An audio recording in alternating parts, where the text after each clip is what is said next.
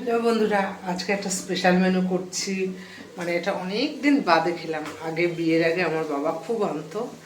তা শঙ্কর মাছ, মানে শঙ্কর মাছকে তোমরা কী নামে মানে চেনো জানি না, তা আমরা শঙ্কর মাছ বলি। দেখাই তোমাদের। আর শঙ্কর মাছ বিয়ের পর হাজব্যান্ড অনেক এনেছে, কিন্তু শঙ্কর মাছের তেল যে তেলটা খেতে না আমার দারুণ লাগে।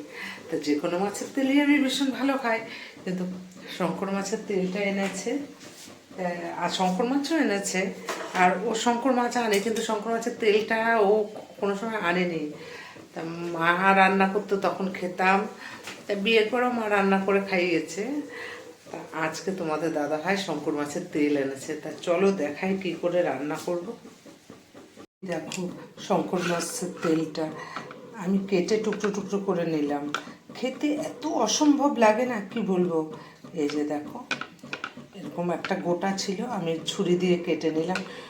আর দিয়ে দিয়েছি কড়াইতে শঙ্কর মাছের তেলটা করব। আর কড়াইটা দেখো বেগুন ভাজতে দিয়ে আমার পুড়ে গেছে।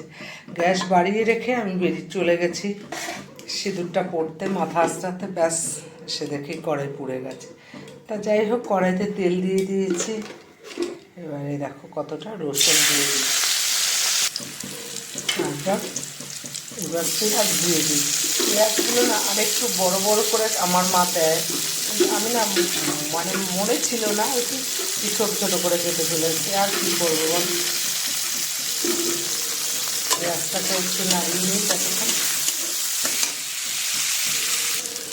পেঁয়াজগুলো নাড়াচাড়া দিয়ে আবার একটু কাঁচা লঙ্কা দিয়ে দিই। এই কালো লঙ্কাগুলো প্রচণ্ড ঝাল, তার তিনটেই দিলাম। আর একটু শুকনো লঙ্কার গুঁড়ো দেবো।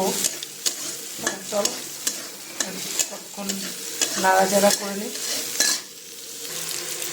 দেখো অনেকটা নুন মজে এসছে পেঁয়াজটা।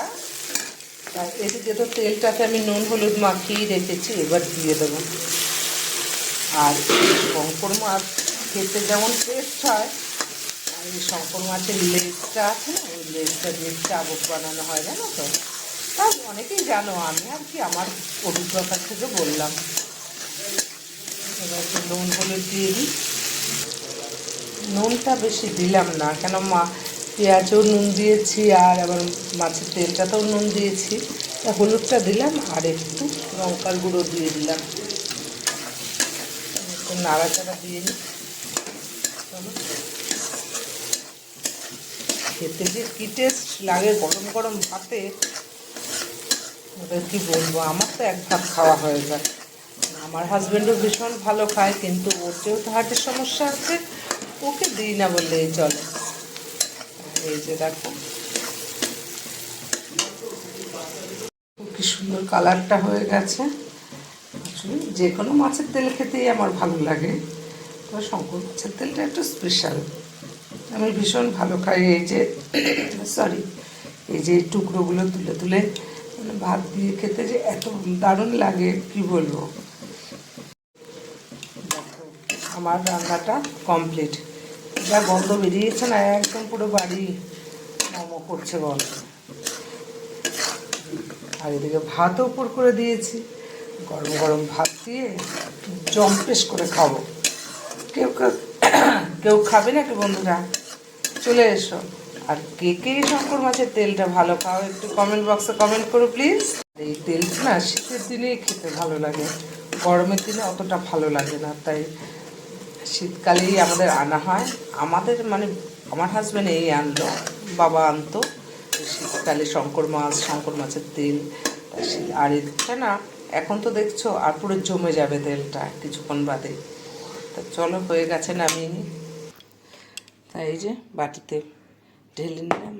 আর এদিকে ধোয়া উঠছে ভাত, দেখো। খাবে নাকি গো বন্ধুরা? চলে এসো। আর এই বেগুনটায় না অন্যান্য তেল মানে মাছের তেল যেমন বেগুন আর তোমার আলু দিয়ে করে, কিন্তু এটা না বেগুন আলু কিছুই দিই না আমি। এটা শুধু পেঁয়াজ আর রসুন দিয়েই করা হয়েছে, আর কাঁচা লঙ্কা চিড়ে একটু লঙ্কার গুঁড়ো দিয়ে।